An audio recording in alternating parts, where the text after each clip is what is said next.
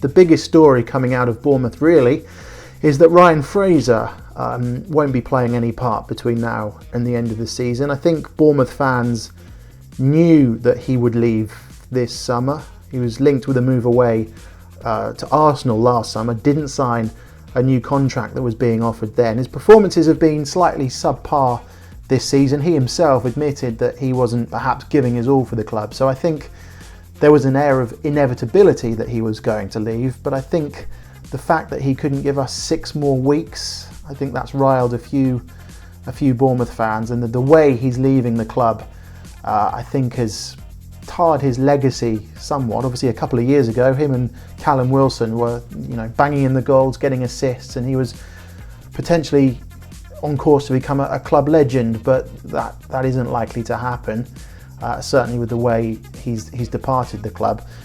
4 players have agreed short-term deals: Artur Boruc, Simon Francis, Charlie Daniels and Andrew Sermon. They will play on for the remainder of the season. I think whether they get new longer-term deals simply depends on what league we're playing in next year.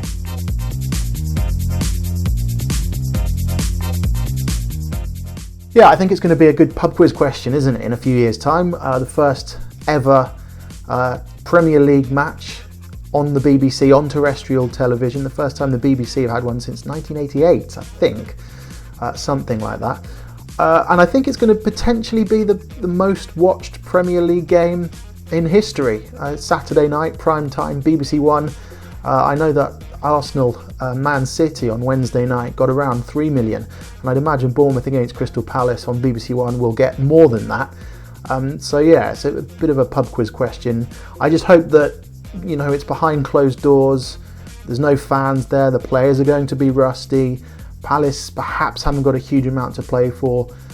Bournemouth battling against the drop. I just hope that it's a spectacle, because you want the most watched match in Premier League history to be entertaining, but there's considering the circumstances, there's a fair chance that it might not be. I always think that we've got what it takes to avoid relegation, and the reason that I'm cautiously optimistic this year and every year is simply down to one person, Eddie Howe. He doesn't have a failure on his CV. I can't imagine what it would look like for him to take Bournemouth down, to be honest with you.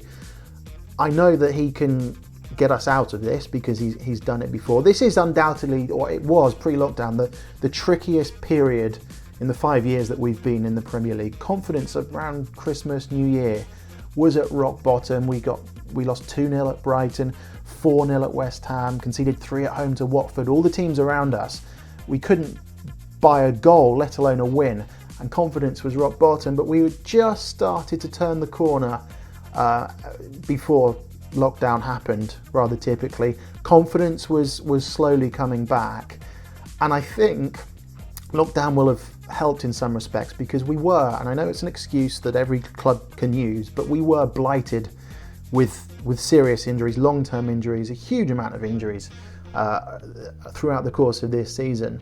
And I mentioned Ryan Fraser departing. The good news is we've got David Brooks back. He was injured in pre-season, didn't play a single minute of football, but he's back. Although he's picked up a hand injury this week, he thinks he will be fit to play on Saturday and for the remainder of the season. So that's a huge boost. And Danjuma as well, another big money signing over the summer. Both of them, they're wide players. They can fill the void left by Ryan Fraser and provide a bit of ammunition for Josh King and Callum Wilson and maybe even Dominic Solanke to get amongst the goals. So although we're losing Fraser, I think that the gap and allowing us to get a number of our injured players back, I think that's going to be a huge advantage. And I do think we've got what it takes to stay up. That doesn't mean I think we will, but ultimately I think Eddie Howe doesn't tend to fail, so I think we'll be okay. I do think David Brooks is potentially one of those players. Obviously signed him from Sheffield United for £10 million. He was an unknown quantity. Eddie Howe definitely saw him as one for the future, but last season he stepped into the starting 11 and he earned his place, and he kept his place because he took to the Premier League like a duck to water, really. Goals, assists, wonderful set pieces.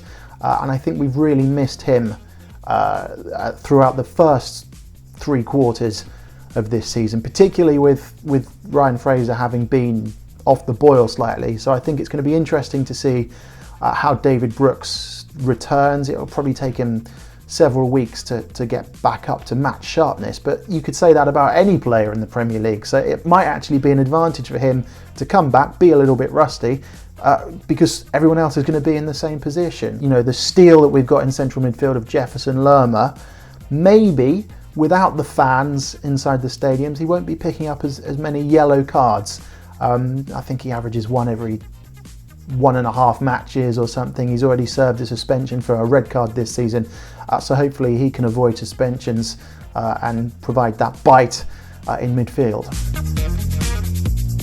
You've got nothing to go on, have you? There's no form that you can look at. Home form is irrelevant because it's behind closed doors. Away form is irrelevant because nobody's played for 3 months. Injuries, fitness levels, there's just too many variables for me to be foolish enough to make a score prediction. But because of our position in the league, we need to hit the ground running. We need a win, and I think we probably need it a bit more than Palace. So anything will do as long as we get the 3 points.